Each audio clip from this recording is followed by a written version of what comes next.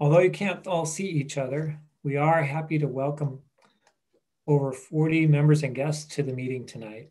We're particularly honored to have among our number retired Admirals Tom Hayward, Barry Costello, Steve Metrop, Keith Taylor, and Joe Kuzmic, plus Navy League Regional President Larry Salter and Area President Steve Westover, as well as Eric Corning, President and CEO of Seafair.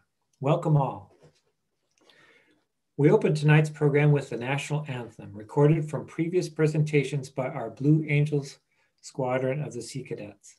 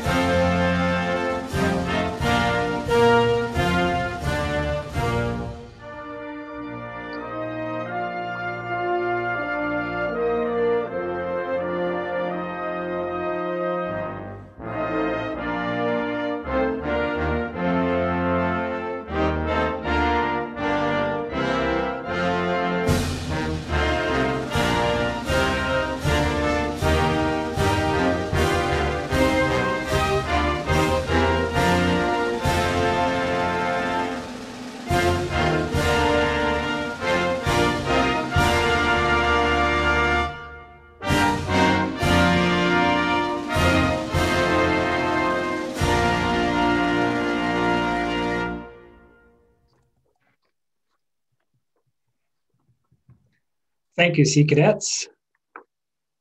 And we now call the meeting to order in the traditional manner of the Seattle Council by ringing the bell presented to us by former Council Presidents Tom and Diane Jaffa. Past President Jeff Davis will do the honors from our office and production studio on the waterfront at World Trade Center, Seattle. All right, thank you very much, Steve. Thanks, everybody. I call us to order.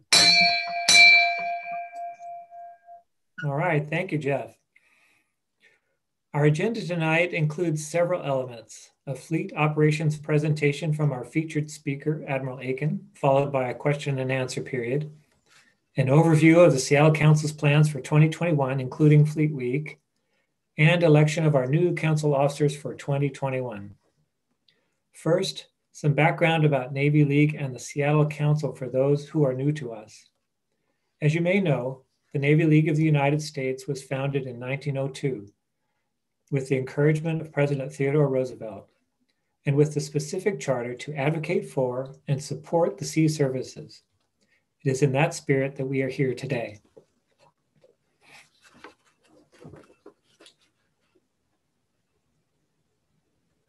And here we have a video that comes from the Navy League of the United States. The U.S. is a maritime nation. It is critical that our sea services, U.S. Navy, Marine Corps, Coast Guard, and U.S. Flag Merchant Marine have the support they need to preserve our nation's security.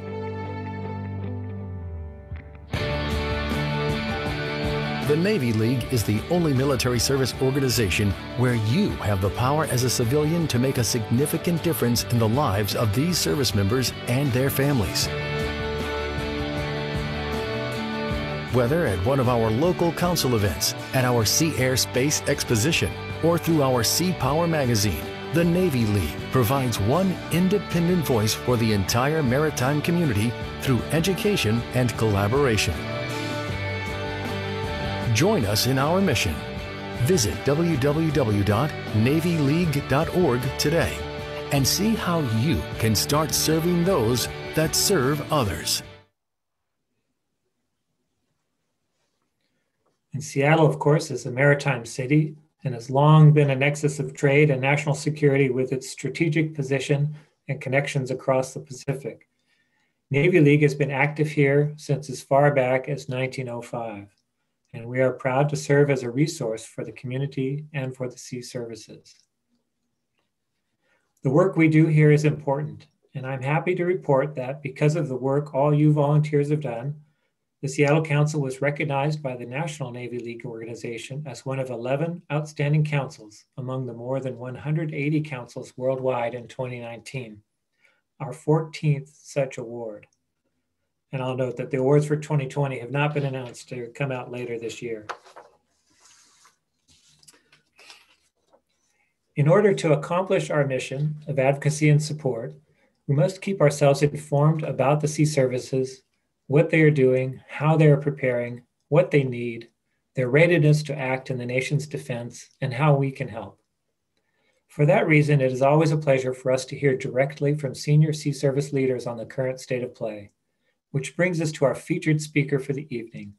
I will ask Joe Kuzmic, our Vice President for Military Affairs, to introduce our guest.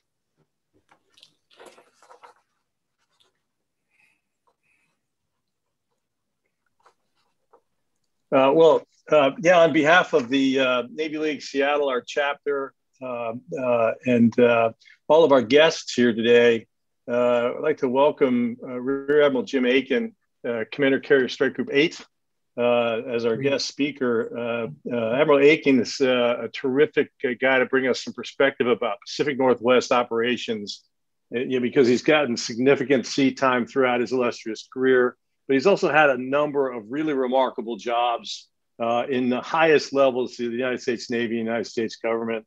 And just to highlight a couple of those for you, a surface warfare officer, many tours at sea, and then also commander of the destroyer Chung Hoon, and then destroyer Squadron 60 in Naples, Italy. All give him a tremendous background at sea. And then, as I mentioned, in Washington, D.C., some remarkable jobs. I just want to list a couple of them so you get some idea of the perspective he's bringing us tonight. Deputy Executive Assistant to the Secretary of the Navy, Senate Liaison for the Secretary of Defense, Executive Assistant to Assistant Secretary of the Navy for Finance Management and Comptroller, and also a legislative fellowship with Congressman Randy Forms of the House Armed Services Committee. Admiral Aiken also did a previous flag job as a Deputy J8 on the Joint Staff before taking over Carrier Strike Group 3 in Bremerton. For those of you that aren't familiar, Carrier Strike Group represents probably the premier operational, most senior job you can have as a naval officer,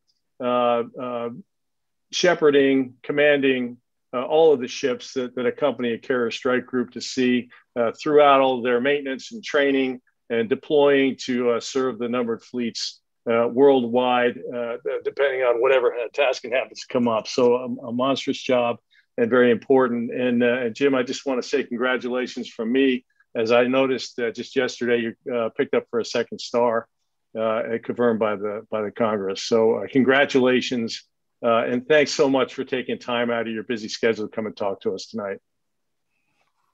Thanks, Admiral. I really do appreciate it. I should send a shout out to all the distinguished guests on the line tonight, including a number of admirals, and one that I want to highlight who has been a mentor of mine for a number of years is Admiral Costello. And he didn't pay me to say this, but if you didn't see, the CNO just came out with his reading list today. And then with the CNO's reading list, Admiral Costello's book, Fortune Favors the Bold, was one of the books that was included. So he didn't pay me to say that. I've had the opportunity to read the book. Some very, very insightful things. So, okay. So I wanted to spend a little bit of time with you today. And if you could put my slide up really quick,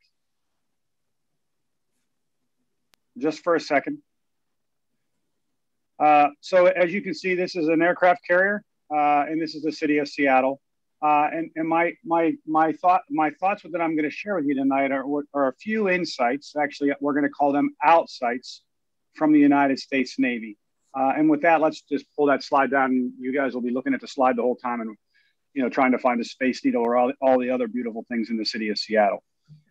So what I wanted to do tonight was to share a little bit about the CNO's strategic naval plan. And if you haven't seen it, sorry, I have a black and white copy. But I had the opportunity to go through it, and I wanted to share a few insights for that. But before I do, I always sort of like to start with a little bit of something to sort of get your attention. So as I was thinking about my few words that I was going to say with you tonight, I was thinking about a conversation that I had with General Eisenhower. And that's true. I did just in the last couple of months have a conversation with General Eisenhower, and he and I were talking about the Army and the Navy. This is a true story. It's General Eisenhower with an I, but he is an Army general, and we're talking about the Army and the Navy and which one is better. And I said to him, you know, this is literally right before the Army Navy game, and of course Navy lost, so he at least has one leg up. And I said, no. I said, clearly the Navy's better, and I will prove to you that the Navy's better. And he said, you know, come on, Jim, what are you talking about? And I said, listen, I'm going to just mention two things to you, and I'm going to prove to you that the Navy's better. And he said, okay, what are they? And I said, coffee and the Constitution. And he looked at me and he said, what are you talking about? We'll get back to that at the end of the talk tonight, but think about that. Coffee and Constitution, and why they prove that the Navy is better than all the other services. So if you haven't had the opportunity to read the CNO nav plan, I want to talk a little bit about it. I want to talk about the application to the PAC Northwest. But before I do that, let me pause and tell you that my wife, my 5 kids, and I have moved up here. We've been up here for about 10 months now. And we have absolutely loved it. So much so that my 18-year-old daughter has decided to go to school here. And recently she was interviewing for a scholarship at one of the local schools. And I said, hey, if they ask you why you want to go to school here, I said, what are you going to tell them? And she said, oh, I just love it. It's so beautiful. The sound, the mountains, you know, the weather. And I said, no, you can't say that. Okay. That's not, you know, you could go to any school. You have to convince them that you know, because of their curiosity of learning or whatever the case is. So, but we do absolutely love it here. What a beautiful place. And we so totally enjoyed our time here. Okay, so you're going to have to bear with me as I put my glasses on because I'm officially old and I need to wear these to read. So, okay, so the CNO talks about 4 lines of effort, and I promised you that we would do some outsights. We probably won't. We'll get to that maybe a little bit later, but I'm going to just sort of start right up front. Its 4 lines of effort are readiness, capabilities, capacity, and sailors. And as you probably could guess, readiness is the top of his list. And the CNO says we need to be responsible for our Navy. If we build it, we have to maintain it. And as I've seen, especially in some of my financial management jobs in the past, Congress and sometimes even, you know, we in the building are really excited about building things, but we're not necessarily that excited about maintaining things. And I think one of the things the CNO was trying to emphasize is, you know, so this is going to sound a little like Field of Dreams, is if you build it, you need to maintain it. And that includes spares, that includes maintenance. And that's actually one of the things that's really important about the Puget Sound areas is, I mean, Puget Sound Naval Shipyard is one of the premier shipyards in the world. Not only do they do great work here, but they also send teams like right now, Abraham Lincoln is the carrier that I command. And she's down in San Diego, and teams from Puget Sound go down there to work on the ship. They also send folks to the nuclear powered aircraft carrier in Japan as well. And some of you may be even tracking too that the Navy has prioritized this, and the CNO talks about this, you know, in this line of effort as well. But he's prioritized the fact that we need to recapitalize our shipyards. And right now there's a $21 billion 20-year plan to recapitalize our public shipyards. So that's good news. I've already mentioned the public shipyard at Puget Sound Naval Shipyard. We also have a wonderful shipyard. It used to be called Todd, and I call it Todd Shipyard every so often, but it's still bigger. Done great work. And one of the things that's amazing for me is you know, because I command a couple ships over in Everett, they've been good with their work. They've been on time, which not a lot of the other shipyards, and I'm not going to cast stones, but not a lot of the other shipyards have been that good with that responsibility that they have is to finish availabilities on time. Because if you don't finish that availability on time, it really does affect readiness. So the next line of effort the CNO talks about is the capabilities. You know, and he talks about rapidly fielding things. He talks about counter C5I SRT. And I thought, hey, you're going to say, hey, Admiral, that's great. You're using all these acronyms. I'm a Navy League person. I don't understand. So C5RST, remember, is command, control, comms, computer, combat systems, intel, surveillance, reconnaissance, and targeting. Don't worry, there's going to be a test on that later. So hopefully you wrote that down very quickly. But these are the things that we bring in, experimentation type things, one-offs, more non-traditional type stuff. Like, for example, I'm excited about like the MQ-25 unmanned plane that's going to fly off the carrier. I'm really interested in unmanned air vehicles that are going to fly off the destroyers that I command because they're force multiplier. The CNO wants us to pursue those types of capabilities, experimentally rapid fielding type things. And really, those of you who work in the industry, you're our partners there. You know, the Boeings, the in situs, the research that we do at the University of Washington, Washington State, Naval X. There's some good opportunities there for us to get after that line of effort. The third thing that I want to talk about, and by the way, task force overmatches in that group as well, you know, and that's a lot of the networking type things. And I think I'm going to get a question on that a little bit later. So we'll talk a little bit more about that in the question and answering. The next thing, as you can imagine, especially what you've seen in the news, is, capacity.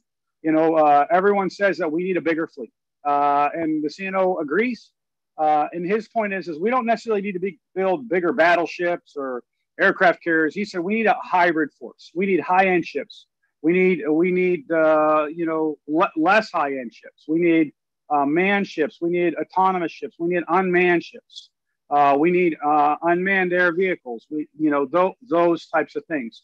So it goes through that whole litany of types of things because if you understand the Navy strategy right now, and they've talked a lot about this, is this distributed maritime ops, is, you know, one of the ways that we're going to be able to compete with our adversaries is to have a larger force and to make them have to do more targeting, more calculation, those types of things. So the more that we can do those types of things, the better. The other thing that's a force multiplier here is that, you know, unlike, say, some of our partners, and I don't want to specifically point out partners today, that's not my, identify the opposition or the enemy today. I want to talk about the United States. But, you know, one of the things that's most amazing about the United States is the number of partners that we have. And you think of, in our great power competition, most of our nations that we compete with don't have the partners that we do. That's one of the things that, you know, like, I mean, even just in the near future, the UK aircraft carrier is going to operate in the South China Sea. That just fortifies our relationship with them. You know, we do exercises all the time with India, with Australia, with France. We literally have flown aircraft on and off the French aircraft carrier Charles de Gaulle. So lots of opportunities there with our partners. It really becomes one of the things that really makes us stronger. You know, we really work on that interoperability with our partners. You know, and instead of, we talk about how many ships we have in the Navy, in the U.S. Navy, but as you consider it, is if you consider the firepower that our NATO allies bring and some of our Asian allies, all those different allies bring, Japan, it's just absolutely amazing what we can do because of the partners that we have to develop. And then even partners in uniform, and I mentioned General Eisenhower at the beginning, but even in this area, it's absolutely amazing because I've had some great conversations with General Eisenhower. I've had the opportunity to fly with the Air Force down at Joint Base Lewis McChord. Of course, we have Coast Guard in the area. We have Marines in the area. So it's just one of those things where it really is all the services. And when you see them work together, you just see the power of that jointness and the interoperability and how it just makes us better. Okay, so now I moved through those pretty quickly, and I look at my watch, and that was just about 9 or 10 minutes. But what I wanted to talk about last was the CNO talks about sailors. He talks about civilians. He talks about the importance of the manpower that we have. And the CNO says a couple things, and I want to highlight this, and this is where we're going to anchor for a second, and we're going to talk about this, and we'll talk a little bit about some outsights that I want to share with you. But he said, our goal should be to outthink and outfight our adversary. He said, we're going to have the best training. We're going to have the best education. And he also talks a little bit about, hey, we're going to understand what our biases are, and we're not going to prejudice, other members of our service. So with that, I want to pause for a little bit, and I want to talk a little bit about outsights. And some of you are probably saying, like, Admiral, what are you talking about? I'm reading a book right now called The Leadership Challenge. And if you haven't read it, once again, I'm not trying to push books, but this was an absolutely fabulous book. And they basically said that you need to go out of your comfort zone, your inner circle of folks, and you need to bounce things off people outside your organization. And thus they used the term outsights. And I thought that was pretty interesting.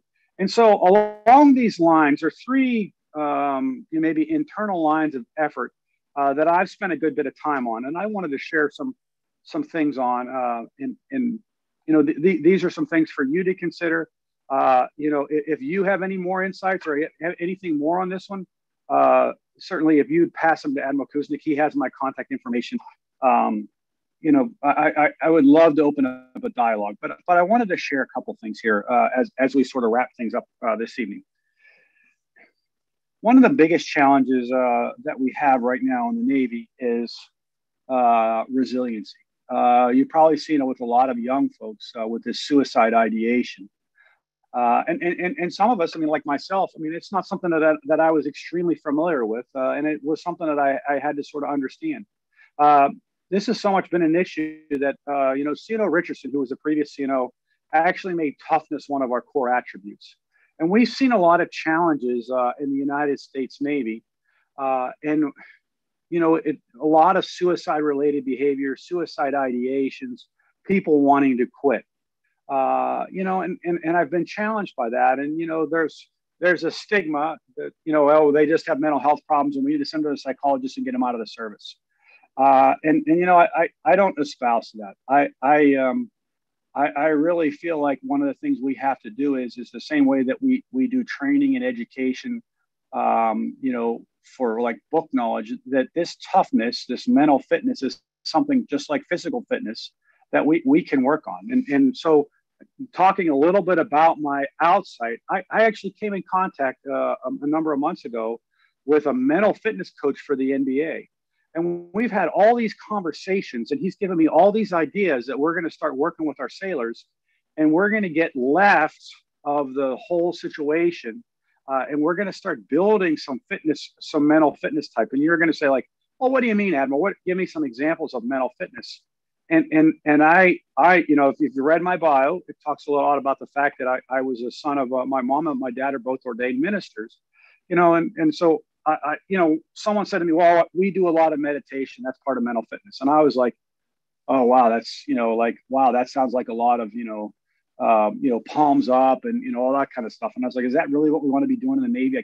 I can't see, like, we're going to be driving the ship, in harm's way, and I'm going to have people sitting cross-legged with their palms up. And so I was having questions, and then here's another outsight that I did is I contacted Billy Hurley, the professional golfer, went to the Naval Academy. And Billy and I served on USS Chung Hoon together. And I said, Billy, tell me about mental fitness. And he said, what do you mean, like meditation? And I said, yeah, do you do meditation? And he said, yeah, without a doubt. He said, and what I do is I do these 90-second breathing exercises.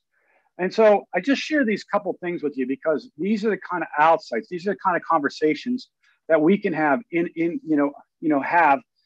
they make us better. They get us out of our comfort zone, and they make us start thinking in different ways. Like I started talking about previously. So I have this NBA mental fitness coach. And so he and I have been talking a lot about these things, and we're putting a program together right now to sort of start training the sailors right now so that as we sort of go into tough and stressful type situations, that they will have the resiliency and the toughness so that they're able to bounce back. When you get knocked down, you get right back up again.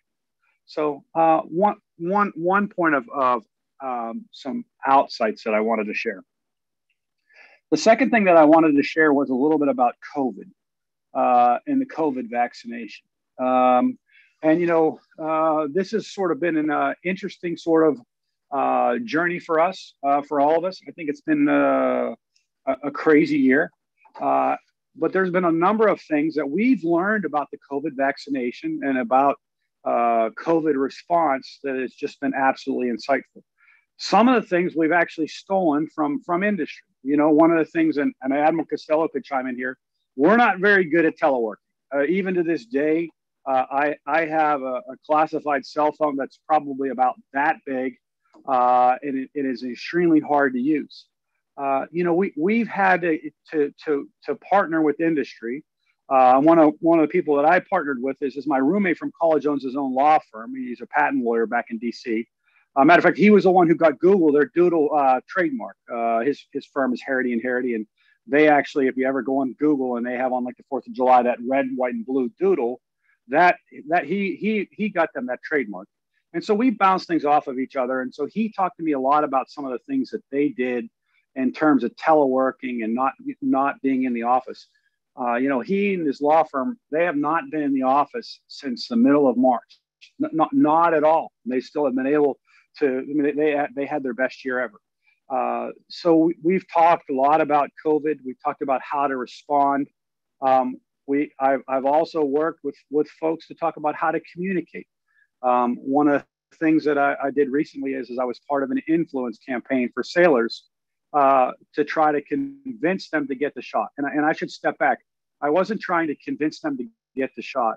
What I was trying to do is to convince them to do the research so that they would make an informed decision on whether or not they were going to get the shot. Because a lot of the young folks right nowadays, especially if you don't have to get it in the military, they don't necessarily want to get it. So I actually, once again, I talked to a number of folks, including some public affairs officers who aren't necessarily in my inner circle. And I said, hey, how do we influence that 18 to 25-year-old group? And so what we did is we came up with a campaign, and we called it, it was actually called What's Your Why? And we went around and we asked all kinds of different people what their why was, why they were going to get the shot. Hey, I'm going to get the shot because I want to be able to go home. I'm going to get and see my mom. Or I'm going to get the shot because, and there was a number of different reasons, and some of them good and some of them bad. But it was one of those things where there's a lot of things in terms of, we can actually learn from other people. And then the last thing that I want to anchor on, and Asino talked a little bit about it, we're challenged in our nation right now with inclusion and diversity, and there's a push for us to do better at that. And I'll tell you what, I have consulted a number of folks. Matter of fact, a lot of senior leaders right now, we're having what we call listening sessions, where we go out and we talk to different people into different groups, and we ask them questions, and we sort of try to understand a little bit more of the journey that they're on. That's probably different than my journey. Being a white Anglo-Saxon male who grew up in suburbia, Western Pennsylvania, and so we've done this, and we're looking at opportunities to go out and recruit different folks, bring in more officers who are minorities, all these opportunities. So it's just a couple things that we've done. I wanted to anchor on that for a little bit and just talk a little bit and challenge all of you to pursue that outside where we ask questions and we listen to understand, not necessarily listen to respond. We try to, we show that respect towards other people's opinions, not necessarily because they're right and we're wrong, or we're right and they're wrong, but we just want to try to understand where people are coming from. So I thought, especially with that CNO's line of effort, it would be a good place to pause and maybe think a little bit about those outsides. Now let's go back to General Eisenhower. Does anyone have any thoughts? And I know probably right now they're not going to allow anyone to jump in, but coffee and the Constitution, and how do they prove that the Navy's better than the Army? And so what I told General Eisenhower is, and as most of you probably know, if you happen to have a cup of Joe, like I do, don't worry, it's decaf, so I'll be able to go to sleep tonight because I have to get up pretty early tomorrow morning. Most people don't realize that coffee is called a cup of Joe because right before World War II, Josephus Daniels, one of the secretaries of the Navy, took alcohol off of all the ships. So the strongest drink that you could get on a ship was a cup of coffee. So, sailors, tongue in cheek, they were like, oh yeah, hey, I'm going to have a cup of Joe, and it stuck. So that's the first reason why the Navy is better than the Army. And then the second one that I want to talk to you about is the Constitution. And our founders, if you go and read the Constitution, you will find this clause in the Constitution that the federal government is supposed to raise an army and maintain a navy. And I will tell you, in many of my budget battles with my friends in the Army, I'd say, hey, you know what? The Constitution specifically says we're supposed to continually fund a navy that's maintained, and we're only supposed to raise an army. So you guys aren't necessarily in compliance with the Constitution. So I share those two things with you as just sort of a little bit of lightheartedness with some of my Army friends on why the Navy is better than the Army. So with that, I'm going to pause and see if there's any questions out there. I know there was a number of folks, and I'll turn it over to the question and answer for a few minutes. And hopefully I didn't go too long there. And if I did, I'll return the rather large check you guys are going to send me for this speaking engagement, which is nothing. So thanks. We'll at least cut it in half. We do have questions. Go ahead, ma'am. Awesome. The first one is, are we prepared for a first strike from China on Taiwan? If not, what is our fallback? Well, since my mom and dad are both ordained ministers, I think our fallback is prayer. No, I'm just kidding. It was funny. I got this question a couple of days ago. They sent it to me. And I've thought about this. And of course, we've done a lot of war games for Taiwan. So we spent a lot of time thinking about this. And it's a very hard problem, because China does have a number of very capable missiles. So it would certainly be a contested situation. But it's funny, I actually had a dream about this last night, about this question. And one of the things that I was reminded of is that, first of all, you got to remember that Taiwan has very good defense systems because we've helped them. The other thing is that if China was to occupy Taiwan, there is an issue that occupying a country is really hard. You really have to watch out for the sabotage. So I think, one of the things they're saying is it is a wicked hard problem. It would be the equivalent if, we wanted to invade Cuba. It would be hard for someone to stop us from doing that. But I think with the capabilities that we have, the plans that we have, the preparation that we've done for this, we do have the capability to address this situation. So now let me pause, because this is the second part of my dream that I had last night. This is sort of funny. I don't know why I dream about questions, but the second part is that there always is a situation where, and this is just me speaking, this is not the United States Navy, but you look at the situation with Ukraine and the Crimea Peninsula and Russia, is if there's a situation, and the Chinese actually have a philosophy that like win without fighting. And if there was a situation like some sort of a coup or some sort of a weather type situation, cyber attack or whatever, there's a possibility that China could go into Taiwan as sort of, in there to sort of provide some sort of stability and then just stay, which is an interesting scenario. And it certainly could align with that win without fighting. A lot of folks and a lot of the reading I do say that, the United States and China, it's not beneficial for them to get into some sort of a conflict because of the intertwined economies that they have. So, okay. All right, next question. We have one watcher who is interested in your view of the USN Project Overmatch. Yeah, so that I mentioned that previously. I'm really excited about Project Overmatch. When I was on the Joint Staff, one of the big initiatives that we had was this Joint All-Domain Command and Control. And really what it does is it networks things together. So I think that there's a lot of opportunity here, things that we can pursue technology, and we can tie systems together from the Army, the Navy, the Air Force, the Marines, and even our partners. And I think that makes us better, that man-machine interface. The one thing that we have to do is we have to make sure that it's survivable. And we also have to consider is what happens if, I've read Peter Singer's book, Ghost Fleet. He talks about, in some sort of a major conflict, that they think that space will be taken away, at least for some period of time. So then you wonder with this Project Overmatch or Joint All-Domain Command and Control, how is it going to work? What's going to be the fallback in that type of situation? And I've been involved with some experiments in the past where we do all kinds of different things, and I can't really go into them on this line, where we look for other ways to pass communication or to link things together. All right, next question. Will a carrier ever return to Naval Station Everett, which was built with a pier to home port a carrier, especially now with the Navy's pivot to the Pacific region?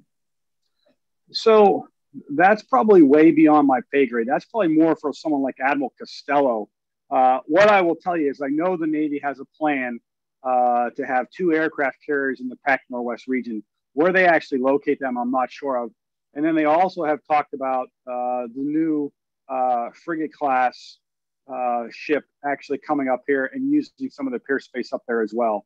And having visited Everett, it really is a wonderful place, a wonderful home port, just beautiful, beautiful scenery. So a great opportunity. Now, the big problem, though, remember this, is a big problem with, and I will tell you, I was one of these people with false perceptions, is if you aren't from the Pac Northwest and you haven't spent significant time here, and I have an uncle who lives here, but I haven't spent significant time, you sort of think like Everett and, Whidbey and Bremerton and Bangor are all, like, you look at a map and you think, oh yeah, they're pretty close. As I've learned firsthand, they take hours to get to. And so why do I tell you that? As you all know, the challenge is if you have all the maintenance facilities in Bremerton at Puget Sound Naval Shipyard, it's a long drive all the way to Everett to do maintenance on the carrier, which, most of the time, whenever a ship's in port, they need to do maintenance. But there is a plan. The big plan is for 2 carriers to be in the Pac Northwest. Where they actually put them and for how long, like I said, they just let me hand out basketballs and towels and stuff like that at the gym. They don't let me come up with big answers to those types of questions. All right, well, we'll put in a good word for you so that maybe you will be able to do those types of things. And also, we agree with you that Everett is phenomenally beautiful. Thank you for answering these questions. We're shifting into our very last one. I was going to say, because I have one that I sort of want to get after. So hopefully you asked the question that, but go ahead.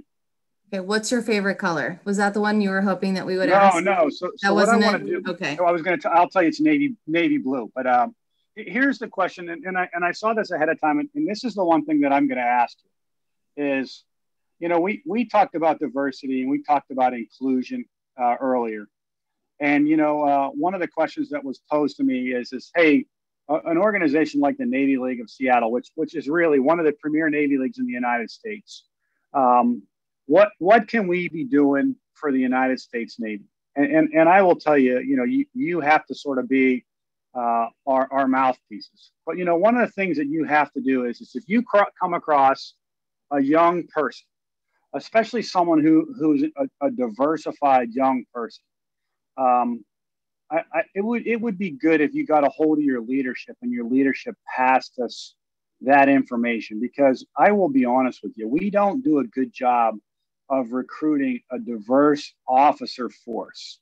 We do a good job in the enlisted ranks, but we don't do a good job of getting a diverse officer force. And that's one of my goals I want to make our officer recruiting almost like how they go after players for college football or basketball, where we offer them, rather than them have to fill out a bunch of paperwork, we go into the active instead of the passive role, and we offer them scholarships and say, hey, you maintain this grade point average through high school, and we're gonna bring you on and give you a full scholarship.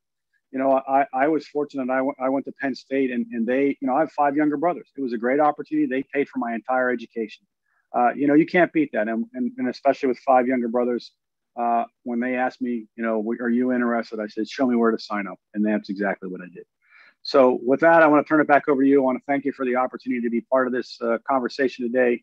I appreciate what you guys do. And if you need to get a hold of me, I know your leadership there has my contact information. I'd love to hear from you, and anything that I can be doing for you, please let me know. And I can't wait to see you all in person, because that's certainly so much more meaningful to me than having to sit here in a chair distantly removed from you all. Well, thank you, Admiral, for taking the time tonight to join us while you are on travel. You have helped us improve our understanding of current events in the fleet, which will help us in our mission of supporting the sea services. And we would like to add our congratulations to you, sir, on your nomination for a 2nd star. Yeah, this is Steve, this is a very big deal. This is Barry. And Jim is certainly deserving of a 2nd star. And then the SecDef made the announcement that the president has nominated him. It's a reflection of the great job he's done in the past, and it's a reflection of the great responsibility he's going to take on going into the future. So it's a big cut to get from 1 star to 2 star, and he's made that cut. And so we'll be watching him take on more and more responsibility going forward. And he's got exactly the right attitude with these remarks about listening, learning, and leading. And those 3 words describe Jim Aiken very well. Over. Great. Thank you, Admiral Costello. And thank you, Admiral Aiken. Thank you. So next we move on to the council business portion of their annual meeting, which is an overview of the Seattle Council's activities and our plans and initiatives for 2021, including Fleet Week, followed by the election of officers. First, a look at the rest of the year ahead. Although we can't meet in person yet, our work continues because our mission of advocacy and support continues. Like most organizations, we shifted to working and meeting online during 2020 because of the pandemic. And we carry on in a similar way in 2021 until we finally get to that new post-pandemic normal, whatever that looks like. On tap for the spring, we have another evening event like this one online, or possibly 2, featuring the opportunity to hear and learn from military and community leaders. And we also have our regular monthly socials, a fun and informal way to meet and chat and plan and share. The evening events and the monthly socials are free and open to all. So I encourage you all to attend and participate and invite your friends. Looking towards summer, the highlight of our Navy League year every summer since 1950 has been Fleet Week. In conjunction with our co-sponsors Seafair and the Port of Seattle, and working with our regional Navy and Coast Guard partners, Fleet Week brings ships and their crews to the Seattle waterfront for an event-filled week where the community can meet them and they can meet the community. In 2020, we had to pivot quickly to an all-virtual event, with online content contributed from 58 different organizations across the Navy, Coast Guard, Marine Corps, and community organizations. Our virtual Fleet Week 2020 brought over 150 online events, features, videos, imagery packages, infographics, and more to the public via various social media channels, all united by a common hashtag at Fleet Week Seattle. And all of it is still available online. Although we did not have ships on the waterfront last summer, we were able to carry on our mission of connecting the sea services to the community in a very substantial way, with millions of direct digital engagements with the public. We've already begun to plan Fleet Week 2021, hoping for a return to the in-person event, but ready to stage an all-virtual event again if necessary, depending on how the public health situation evolves over the next several months. Our good friend Eric Corning, President and CEO of Seafair, is with us tonight and can tell us the latest regarding planning for this year's Seafair. Thanks, Steve.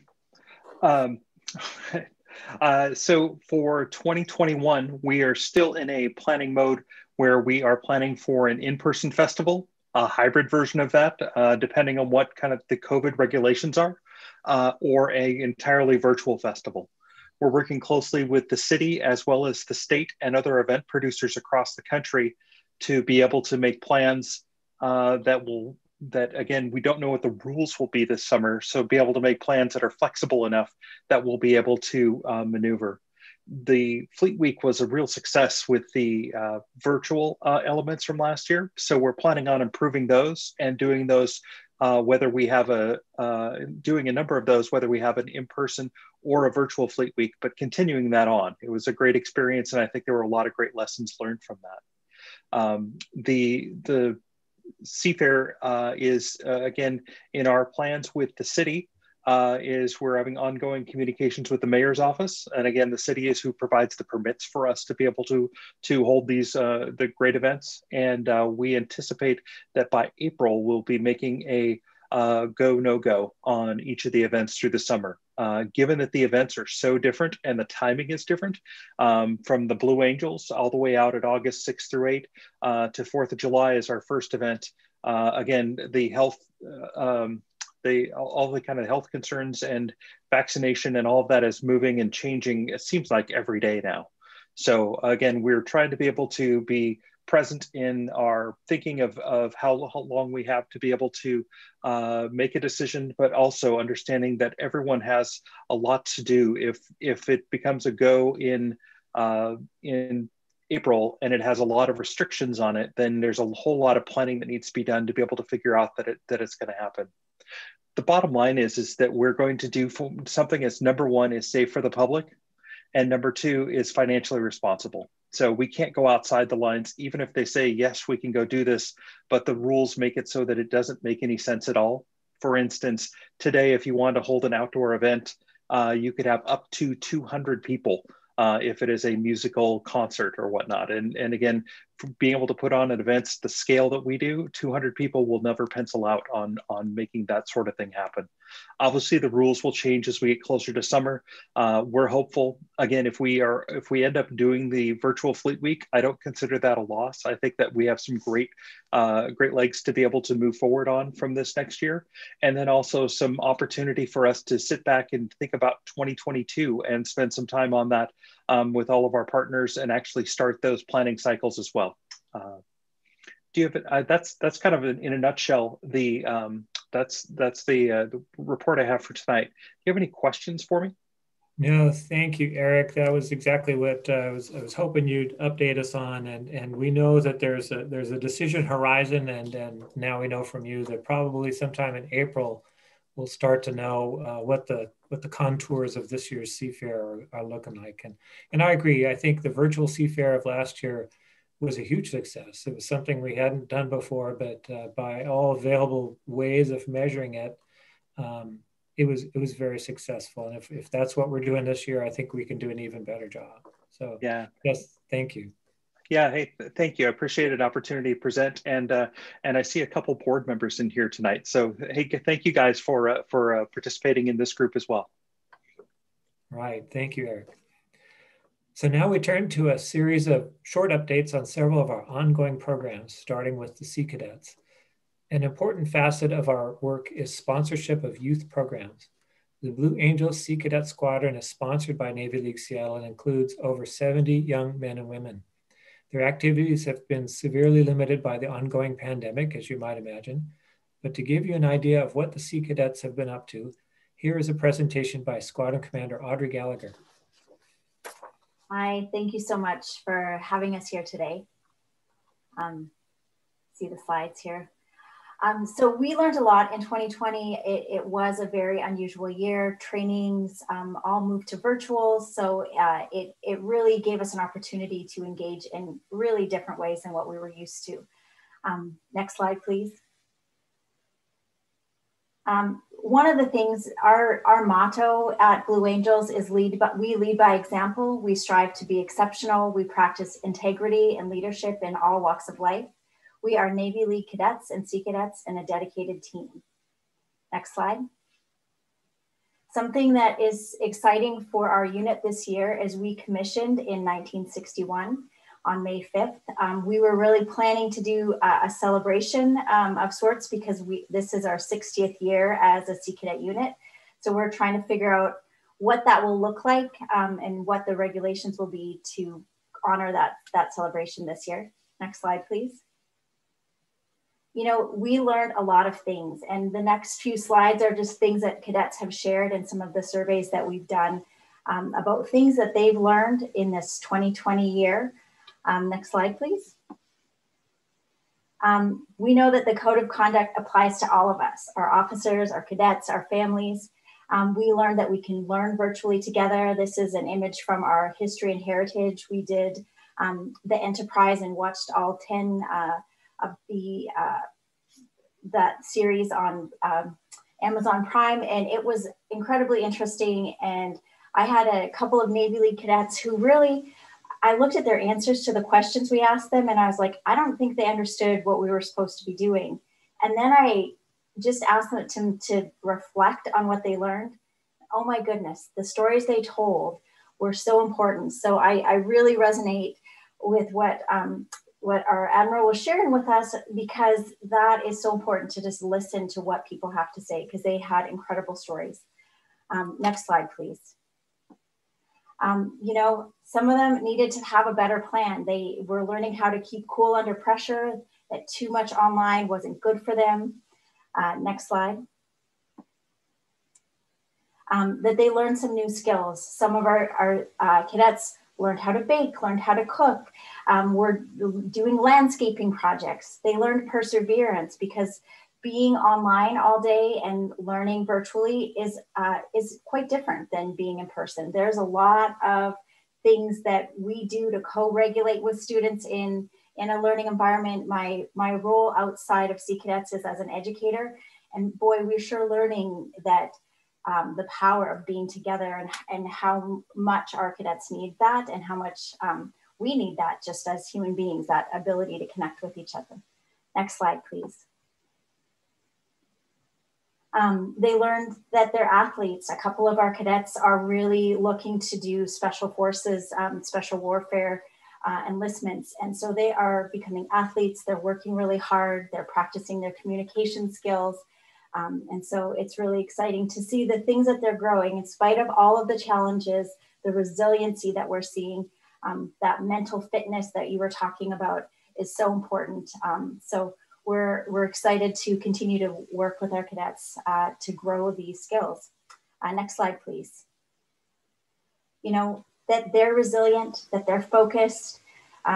We drill typically on the Coast Guard base, and so we're really looking forward to things opening up again and having that space again. It's really a challenge. We've taken it for granted. So we are very much looking forward to life starting to come back to normal. We're excited to have our first in-person activity in almost an entire year. So we're going to be doing a hike this coming Saturday. So I'm super excited to see all of the faces I've been watching grow up virtually for this past almost year. So I'm super excited to see them all in person. Next slide, please. You know, some of our cadets are learning that routine is really important. I know for me, I had last week off. I was totally dysregulated because I really needed to have that good routine. One of our cadets, Petty Officer Lee, found out that he got into the Coast Guard Academy. I'm sorry, all of our Navy personnel on board here today. It's very rare for our unit to send people to the Coast Guard. We drill on a Coast Guard base, so I'm actually really excited to send one to the Coast Guard, because most of our cadets have ended up at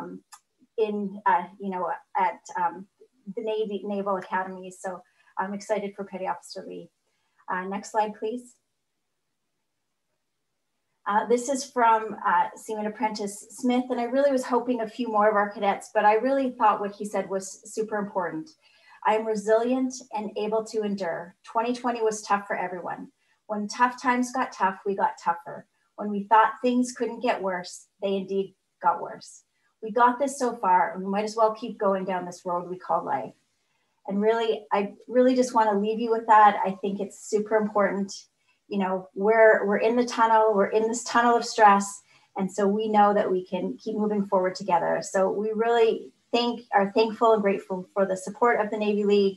I'm going to encourage all of our cadets to log on and watch this presentation, because I think the message that you shared was super important to us. So thank you for your sponsorship. We look forward to the good times ahead and continuing to learn how to do this better and better. Great, thank you, Audrey. And can you put up the photo from last year, Scott?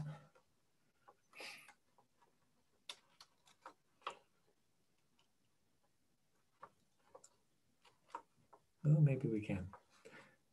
Anyway, I wanted to leave you with a photo from our Volunteer Appreciation Night last February, so a year ago, at Coast Guard Museum Northwest. This was our last in-person event for the Seattle Council, and featuring outstanding Sea Cadets and their adult volunteers with former Chief of Naval Operations Admiral Tom Hayward. Well done, Sea Cadets, and thank you to the volunteer staff that make it possible. Next, I'll ask Bill Bulis, our Vice President for Membership, to update us on membership activities.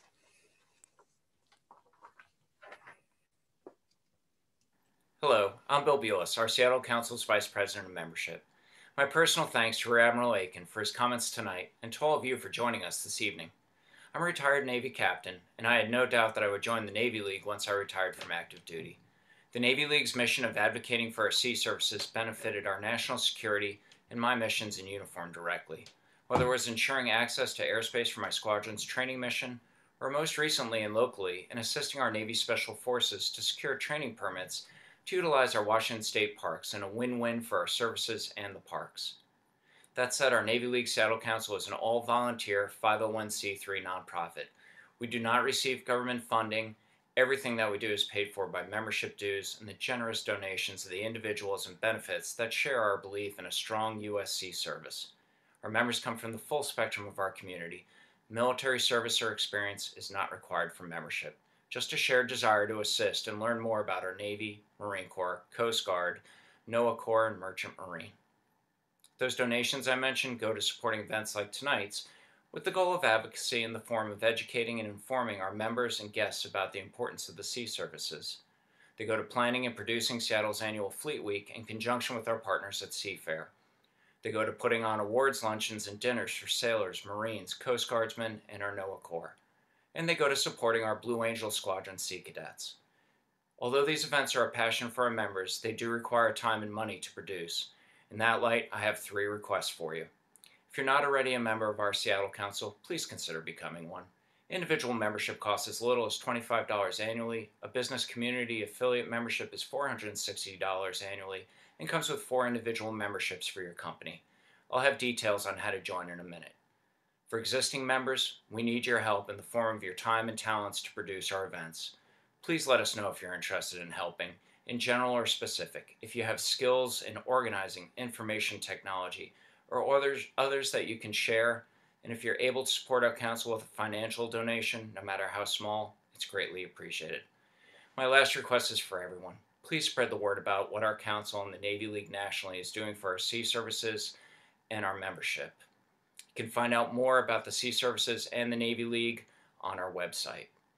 To join our Seattle Council, or just to find out more about us, please visit www.navyleagueseattle.org. It's our landing page. You can find out more about our membership here. And when you're ready to join, please use this link, which will take you directly to the secure online membership website. There is also this link on our Seattle Council landing page that takes you directly to the membership page. Again, when prompted, please select the Seattle Council when you sign up for membership. Thank you again for your support, and have a great evening.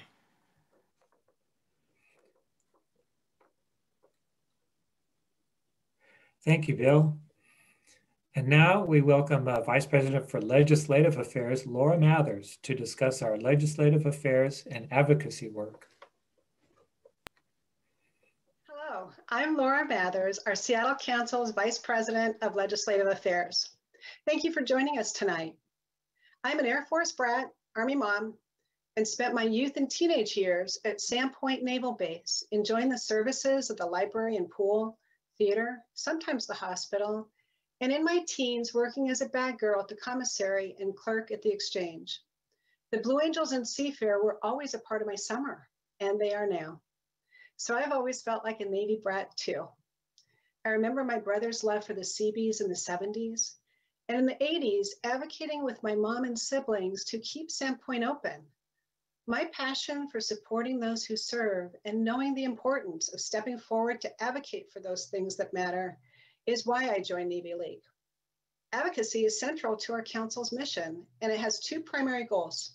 First, to educate the public and elected officials on the importance of a strong maritime component for our national security. Second, to support and advocate for our members of the sea services. As to our council's recent activities on the first goal, last spring, we had a productive Zoom meeting with Congresswoman Pramila Jayapal. We provided her a brief overview of some of our local initiatives and also the critical challenges faced by our Coast Guard in carrying out their mission. This meeting also gave us the opportunity to thank her for the unwavering support Congress has shown the sea services. We were delighted to learn Ms. Jayapal has tremendous respect and appreciation for the men and women who volunteer to protect this great country. She also looks forward to Seafair and the Blue Angels visit every year. By familiarizing the Congresswoman on Navy League's activities, we've opened a door to be a resource for her as she considers ways locally to support our sea services and through legislative budget considerations. As earlier mentioned, Navy League's second primary goal is to support and advocate for members of the sea services. Some of those activities were mentioned earlier by my colleagues. Thanks to your support and recent advocacy, we've already had success this year. When the Washington Parks and Recreation Commission was considering the Navy's longstanding request to expand Navy Special Operations training, we put out the call to you for support. The 28 parks requested for SEAL training provide the cold waters of Puget Sound along with diverse terrain, unique environments that cannot be replicated elsewhere, and critical for their safety and mission success. Our members' support by email and at the public hearing made all the difference. The Parks Commission awarded the permits, and a win-win for our services and for our parks. The desired result of our collective advocacy is defense readiness, training, and a budget that is stable. We are a maritime nation, and we must make the right investments in our sea services for our future. You can learn more about Navy League's recommendations by downloading the Maritime Policy for 2021-2022, found on our NavyLeagueSeattle.org website. I hope you will join with us in getting involved in the numerous ways suggested this evening. Navy League and our council depend on passionate individuals like you to advocate for our mission and to be successful. Thank you. And thank you, Laura. And next, I'll ask Joe Kuzmic, our Vice President for Military Affairs, to describe our Military Liaison Program. Hi, thanks, Steve. Hey, just a couple of moments from me, folks, and I am live, by the way.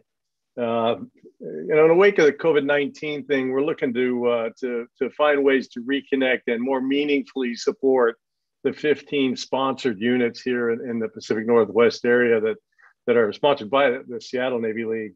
A couple of those units, for example, if you saw in the paper, Seattle-based icebreaker Polar Star, back from a 7th-month deployment last weekend, spending their winter, enjoying the crisp air of the Arctic, exploring those areas and figuring out what's going on, because God knows other folks are taking a look up there. Certainly the Soviets, pardon me, I date myself, the Russians, taking a look up there as we figure out what's going to happen in a newly different world environmentally. They spent almost 80 days at sea, including the holidays, no regular port calls, no good connectivity, and no sun, frankly. Enduring 20-foot swells up there in the Bering Sea. There's some phenomenal pictures you can find if you look it up, and you'll find it on our website. And then like the guided missile submarine USS Ohio, spending months at sea in the Western Pacific, sport a 7th Fleet tasking at the moment. You got some pictures in there of them off the coast of Guam, doing work for the country. So units like these deserve our support. We're looking for unit liaison volunteers for each of those units. to help coordinate spending our activity budgets for them and support them in other ways, to connect them better to the community, and then also provide appropriate recognition as we can. Non-service volunteers are ideal. We love the idea of connecting them with people who are not retired service members like myself, if possible, but we'll take anybody that's interested in supporting this program. Certainly, it's a great way to connect with one of our local units. And if you're interested in supporting this program, let us know. Any of us, you saw the webpage on Bill Bulis's talk there. Send a contact to one of those folks, and we're going to be updating the sponsored units list there as soon as we can get around to doing that through the national. A couple units have left, a couple of those come in. But let us know any way you can, and I guarantee you we'll find it, or you can send one to the best communication method of all, and that's just joekuzmic@gmail.com, and I'll get back to you. Thanks very much, Steve. All right, thank you, Joe. And thank you to all the counselors, all volunteers who've made all this work happen over the past year. Now, our first meeting of the membership each year, we elect the new slate of council officers, which is our last order of business for this evening. I'll turn it over to Acting Secretary Jeff Davis to walk us through.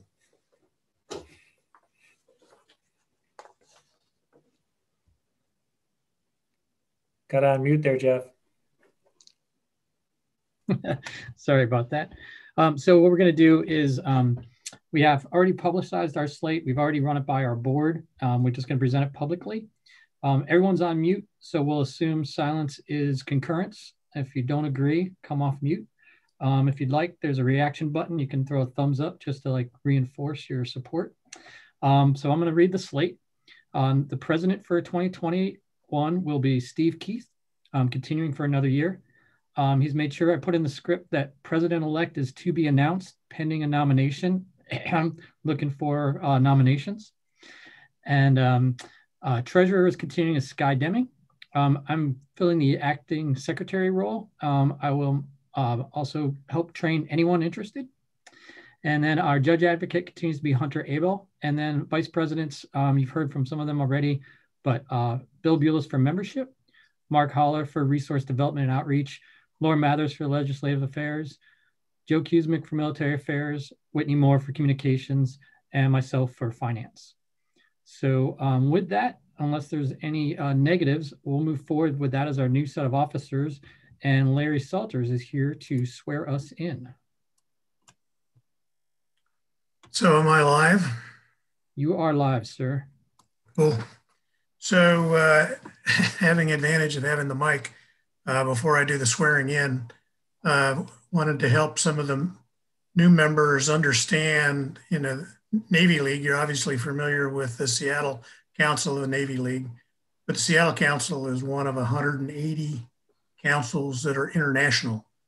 Again, international. When I was a young lieutenant, pulled into Marseille, first Navy League event of my career was in Marseille, France. And they had a ship's company and air wing party at one of the members' house. And so that, again, it was my introduction to Navy League. A lot of years later, I'm now very involved in it. But, again, it's a international organization representing 30,000 members. Of those 30,000, less than 1/3 have ever served. So 2/3 of our membership have never served in any branch of the military. So citizens in support of the sea service is our motto. Obviously active duty are citizens, but it's a largely I've never served in the military organization. I have the privilege of being the Northwest Region president, and there's 17 regions. Mine encompasses Oregon, Washington, Idaho, Montana, and Alaska. A lot of real estate, but most of the councils are here in the Puget Sound. I have one small council in Anchorage, Alaska. I have one small council east of the mountains over in Spokane. I have a small council down in Portland. And then everybody else the other 6 councils are here in the Puget Sound. And with us tonight is the Northwest Coastal Area President. I have 3 area presidents that help me run the region. And Steve Westover is the Northwest Coastal region that has all the Puget Sound plus Alaska. So again, just to put it in perspective, Navy League's a big organization, and we're doing a lot of good things for policy, and also doing an awful lot of good things for the members who serve in the 4 organizations that we represent. Between Steve's introductory remarks and all of the comments by the vice presidents, it's pretty much covered all of the preamble. So I'll save you from that and just jump right into the oath of the office. And Steve, it doesn't really matter who does that. So if you were in that position last year and you're still in it, it still applies. If you're so if you got any other newbies, you can swear them in, and I sent you the copy a couple days ago, and you can use that and swear them in. If and again, those of you that are still in the position that you had last year, your oath is, yeah, I got it, and I remember what my oath was last year. But I'll go through it just for the benefit of Laura and everybody else. You get to do it again. So raise your right hand. Mm-hmm. Swear after me. I do solemnly swear that. I do solemnly swear that. During the term of office for which I have been elected. During the term of office for which I have been elected. I shall faithfully serve. I shall faithfully serve. To the best of my ability. To the best of my ability. The interest of our nation. The interest of our nation. Its maritime services. Its maritime services. And the Navy League of the United States. And the Navy League of the United States. Thank you very much for volunteering. We cannot do this without our volunteers. And in closing, I just want to point out that the Prowlers have everybody surrounded. There's 4 Prowler guys here tonight: Admiral Kuzmic, Matt Kazlik, Steve Westover, and myself. We all served up at Whidbey together, as a matter of fact. So, so we got you guys surrounded, 4 of us. Thanks for the offer to do this. And congratulations to all the new officers. Thank you for everything you did last year. Great year, and had a lot of challenges. And again, congratulations on your 2019 award for Outstanding Counsel. Nice job, Steve. All right, great. Thank you, Larry. Okay, friends, that concludes the business of the meeting. We look forward to the time when this would mean a return to conversation with others at your dinner table instead of signing off of a Zoom call. We want to thank you all for attending, and we want to thank our Navy League Seattle sponsors who make our work in support of the sea services possible. A number of our sponsors have been with us for many years, and we thank them for their continuing dedication to our mission. Thank you also to our volunteers who planned and presented the meeting, particularly Jeff Davis and Scott James, who handled all the backstage technical details. A recording of tonight's meeting will be posted on our website and social media. We welcome your feedback on how tonight's meeting has gone and how we can make future meetings better, as well as any opportunities you'd like to volunteer to help with. Look for updates on coming events in our Scuttlebutt newsletter and our social media. Our next scheduled event is the March Social, which I believe is on the 25th of March, also on Zoom. So we'll see you there. Have a good evening, everybody, and thank you for attending. Good job, Steve.